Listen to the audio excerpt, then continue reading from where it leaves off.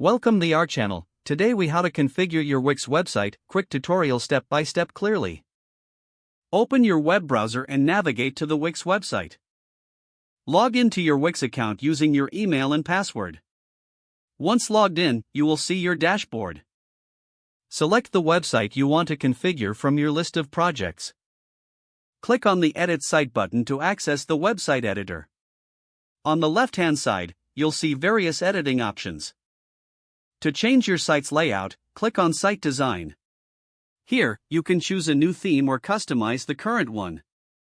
To edit text, simply click on the text box you want to modify. A text editing toolbar will appear, allowing you to change the font, size, and color. To add images, click on that Add button on the left. Choose Image from the menu and upload your desired images. Drag and drop the images onto your site where you want them to appear. To create new pages, click on the Menus and Pages option. Select Add Page and name your new page appropriately.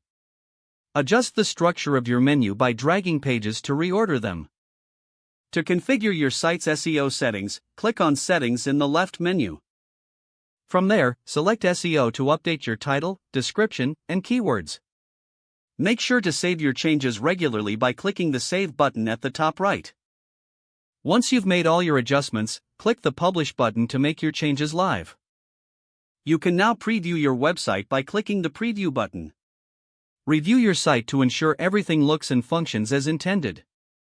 If you need to make further adjustments, return to the editor and repeat the steps as needed. Your Wix website is now configured and ready for visitors. If the page does not load, refresh the browser or try again in a private or incognito window. Make sure you are using the correct email address, then retype it carefully to avoid small typos. If your password is not accepted, use the Reset option and create a new strong password you can remember. Check your spam folder for verification or security emails, then complete any requested confirmation steps. Enable two-factor authentication if available to improve account security and reduce unauthorized access risk. Don't forget to like this video and subscribe to our channel for more step-by-step tech guides.